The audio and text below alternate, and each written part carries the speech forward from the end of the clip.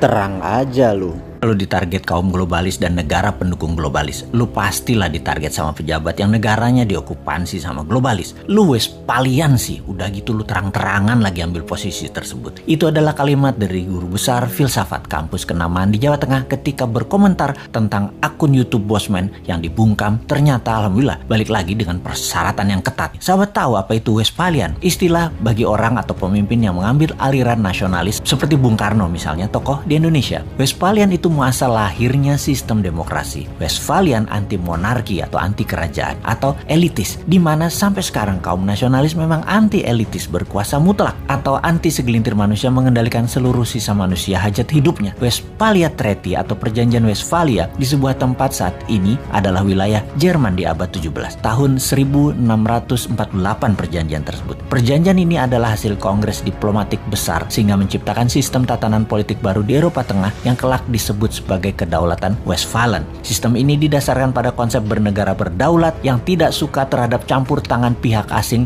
terhadap urusan dalam negeri suatu bangsa. Di sanalah muasal lahirnya istilah nation state atau negara bangsa. Sejak saat itu, monarki dunia mulai mengalami kemunduran hingga puncaknya terjadi Perang Dunia Pertama di mana Amerika merupakan negara Westphalian terbesar pada saat itu. Sejak akhir Perang Dunia Pertama hingga berakhirnya Perang Dingin 1989, ada 100 negara lahir yang kebanyakan bentuknya demokrasi nasionalis. Monarki dengan penguasaan elitis tidak tinggal diam. Ada 13 keluarga besar yang berbasis bisnis perlahan-lahan mulai menguasai dunia. Diawali sejak Perang Dunia Kedua yang menempel dengan Amerika. Mereka adalah globalis cabal seperti Rothschild, Oppenheimer, Rockefeller, Zucker, dan lain sebagainya. Lalu di tahun 1989 mereka menempel dengan Tiongkok, membuat baik Amerika maupun Tiongkok saat ini berafiliasi kepada globalis. Globalis itu monarki 2.0, anti nation state yang saat ini menguasai 99 data manusia kaum globalis itu. Bagi globalis cabal, mereka tidak mengenal istilah negara atau bangsa lagi. Bagi globalis, yang penting adalah nomor kependudukan dan nomor sertifikat. Kontrol dan monitor seluruh data umat manusia adalah tujuan mereka. Kita, kaum New Mind, menentang keras dan sangat berlawanan dengan pemahaman globalis cabal di mana kita adalah kaum patriotis nasionalis. Ini kita deklarasikan berkali-kali. Inilah yang membuat sosmed YouTube Bosman harus dibungkam karena jangan-jangan memang pejabat 20 tahun terakhir Indonesia merupakan kaki tangan globalis atau terkena pemahaman globalis termasuk oposisinya. Ide nasionalis dibangkitkan oleh New Mind ini sesungguhnya dan sungguh ini menjadi ancaman. Bener deh, oleh globalis, nation wealth, sebuah wilayah untuk kekayaan rakyat bisa diambil oleh mereka dengan atas nama world